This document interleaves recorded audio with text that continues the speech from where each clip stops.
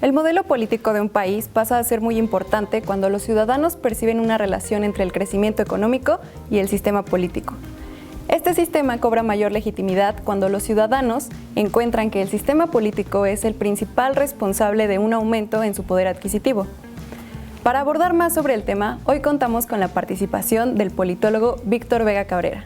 Bienvenido, licenciado. Muchas gracias. Gracias por la invitación. El politólogo Víctor se ha desempeñado en ámbitos como gobernabilidad, gobernanza, gestión social y sistema político. Pero sin más preámbulo, comencemos. Actualmente se ha vislumbrado una mayor participación de la iniciativa privada en los asuntos públicos. ¿Pero desde cuándo comenzó esto? Desde los años 80 del siglo pasado, se empezó a ver en el gobierno una visión gerencial, el denominado New Public Management en la función pública. Es decir, se emprendieron un conjunto de políticas económicas desde los gobiernos de Ronald Reagan y Margaret Thatcher que redefinieron el desmantelamiento del Estado benefactor, principalmente en la privatización de empresas estatales, pero también hubo una mayor flexibilidad laboral y con ello también se buscó reducir el poder sindical. Esta tendencia fue a nivel internacional y con eso pues, se hubo un reposicionamiento de la economía a nivel global y asimismo hubo una ola de democratización por todo el mundo, pero también constituyó en un déficit en el desempeño gubernamental. De allí los criterios de productividad, resultados, eficiencia y eficacia propios de la gerencia en los órganos gubernamentales. ¿Y de qué manera llegó a México? Evidentemente hay esta ola de democratización por todo el mundo, entonces el Estado mexicano se ve un poco presionado y de alguna manera tiene que empezar a tener libertades políticas y económicas, y entonces se empiezan a dar algunas alternancias en el país. Primeramente, vemos que en el estado de Baja California es el primer estado donde el PRI pierde la mayoría y empieza ya a gestarse otro partido político y empiezan a gobernar. Entonces se busca que se tengan mayores derechos en los países. Entonces en esta democratización, primeramente para obtener préstamos financieros del Banco Mundial o del Fondo Monetario Internacional, es necesario que tu régimen fuera democrático. Entonces ahí es donde se empieza a dar una apertura del sistema en México. Entonces, con esto que nos menciona, ¿es correcto afirmar que son los grupos empresariales los encargados de dar apoyo a las instituciones públicas? En los gobiernos democráticos se empezó a dar una visión política empresarial, precisamente a raíz de esta tendencia democratizadora. Pero esta idea se empiezan a dar como regulaciones ad hoc a los sectores empresariales. ¿Por qué son regulaciones ad hoc? Porque dichas estructuras, en muchos casos, fijan los precios en las economías nacionales, invierten financiamiento en la campaña política y muchas veces toman acciones que el gobierno no quiere, no puede o no le interesa hacer. De ahí que exista una vinculación entre gobierno y los inversionistas, ¿no? Porque finalmente, aquí por ejemplo, si vemos en el caso mexicano, vamos a notar que, por ejemplo, no hay una buena relación entre el gobierno y el sector empresarial. Pero es imperante debido a que ante esta pandemia que estamos viviendo, si no hay una buena relación, ¿en qué va a constituir? Pues que haya pérdidas de empleos, que muchas empresas quiebren y evidentemente va a haber una desaceleración económica, ¿no? Con esto vamos a encontrar que va a aumentar el número de pobres en el país y de no tener esa contención o no de tener esa facilidad o esa relación, precisamente va a determinar en una crisis económica que la vamos a padecer mucho más. Entonces, ¿con esto es fácil decir que la gobernabilidad deviene de los apoyos empresariales? La gobernabilidad es aquello que conduce a la estabilidad en el sistema político. Podemos decir que existe esta gobernabilidad cuando estos inversionistas meten fuertes cantidades de dinero o, como diría en palabras de Adam Smith, la mano invisible hace sobre la política pública.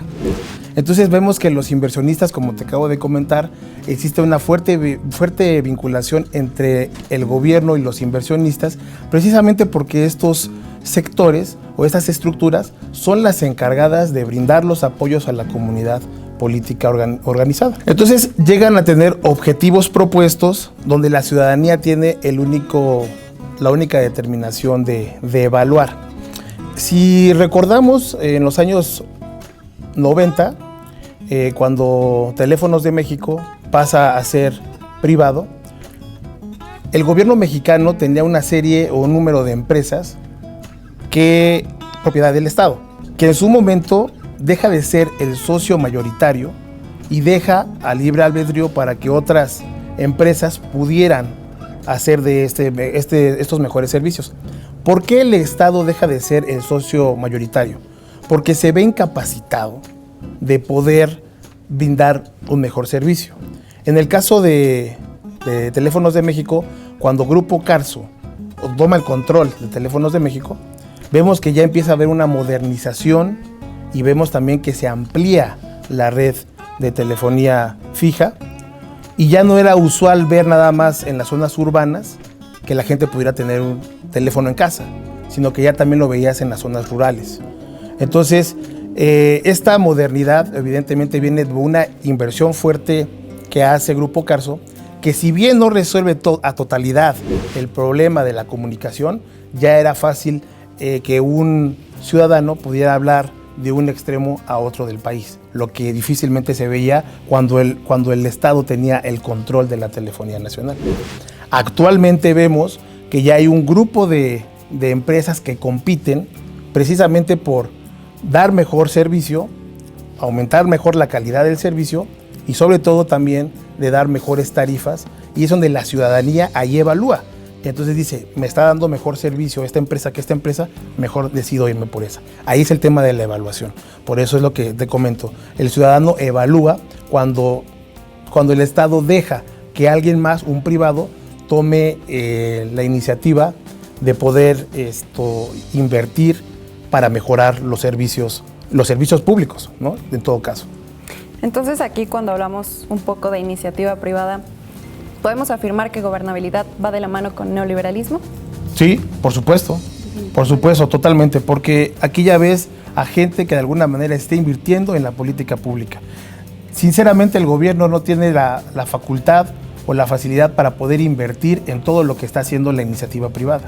Entonces, de alguna manera, va vinculada la gobernabilidad con el neoliberalismo por esta inversión que hacen fuerte la iniciativa privada en política pública.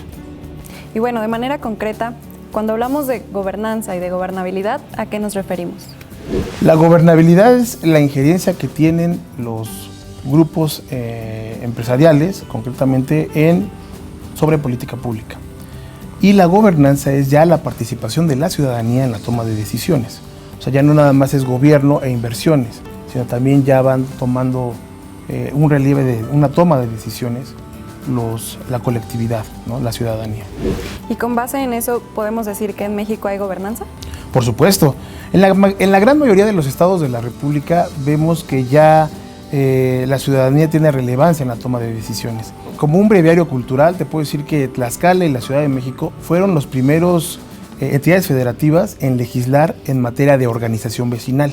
Los ciudadanos ya fijan sus propios marcos de actuación, conforman sus asambleas, integran cuerpos de representación, evaluación y mecanismos de control sobre la autogestión de lo que te había yo comentado, ¿no? Entonces, prácticamente ellos se están gobernando a sí mismos y eso ya lo empezamos a ver incluso, si lo vemos a nivel micro, en los condominios, ¿no? Ya tienes un administrador que empieza a tener una representación y empiezan a haber temas de interés colectivo. Esto detona en una cultura política participante y esto de alguna forma va a mantener relaciones de los sectores sociales para poder tener un mejor entorno común. Vemos que, por ejemplo, en el tema del territorio hay una interrelación entre los vecinos, hay una convivencia vecinal. Cuando son intereses compartidos, vemos que, por ejemplo, hay temas de carácter deportivos, culturales, entonces vemos ahí que nos empieza a ver también ahí una relación.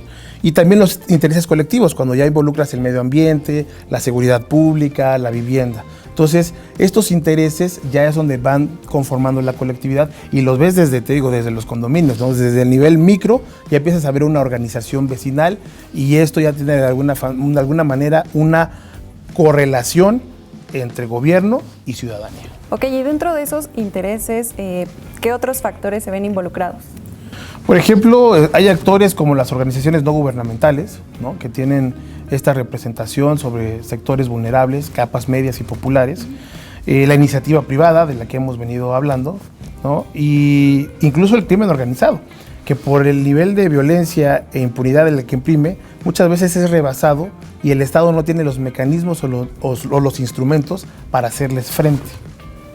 Bueno, se sabe que este concepto de gobernanza no es muy antiguo, por lo menos en México, pero aproximadamente ¿de cuántos años podemos hablar que se ha aplicado? El concepto es nuevo, realmente se empezó a ejercer hace aproximadamente unos 20, 25 años y se dan, por ejemplo, en sociedades más desarrolladas y más abiertas, más democráticas, se diría en teoría, en Europa, ¿no? Lo que se busca ahorita precisamente es que la ciudadanía tenga mayor participación, que pueda compartir el poder con el gobierno.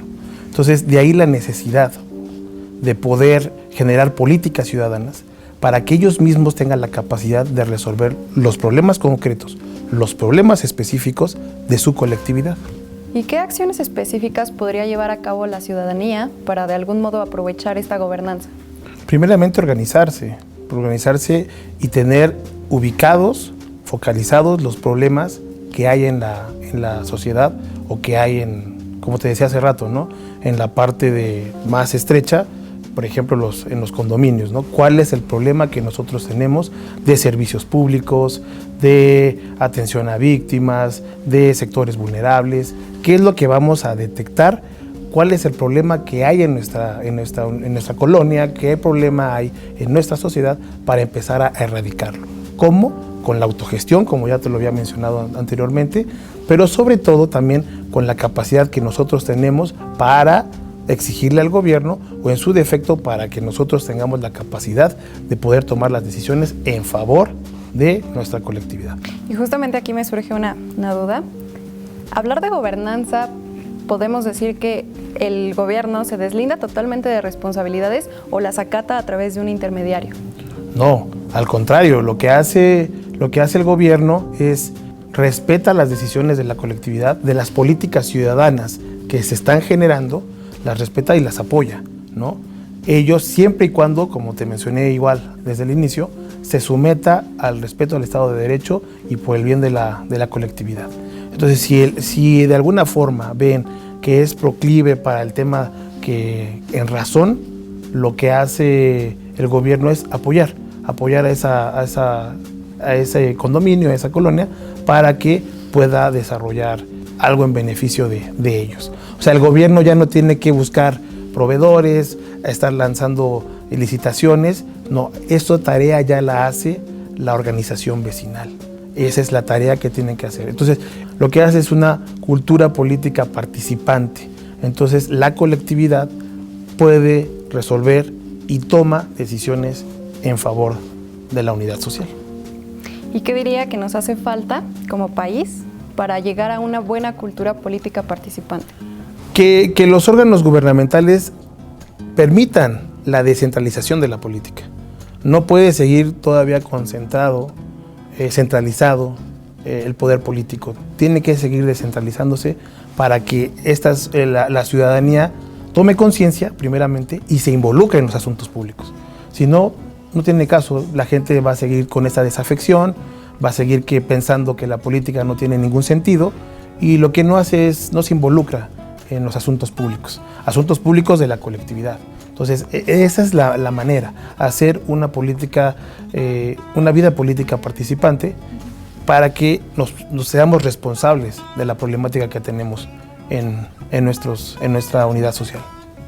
Y bien, a manera de conclusión, ¿cuál es el nuevo reto al que se enfrenta la sociedad en cuanto a este nuevo concepto que es la gobernanza?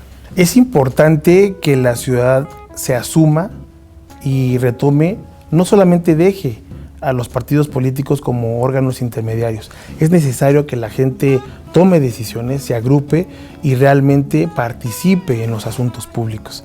Es importante que la ciudadanía tome conciencia de que no todo lo tiene que resolver el gobierno, porque si es de esa manera, pues lo único que estás provocando es que las cosas vayan paulatinamente. Se debe de haber una reconciliación del gobierno con los empresarios y los sectores vulnerables para que de alguna forma exista una unidad y esto pueda pueda salir adelante. Hay que tomar en cuenta tanto políticas públicas como políticas ciudadanas que emergen de la sociedad para beneficio de nuestro país. Pues muchas gracias, licenciado. Ha sido una plática muy enriquecedora. Sin duda es importante conocer más sobre la gobernanza y sobre la gobernabilidad. No, muchas gracias a ti y gracias por la invitación. Gracias por todo. Síganos acompañando en nuestra siguiente serie de entrevistas.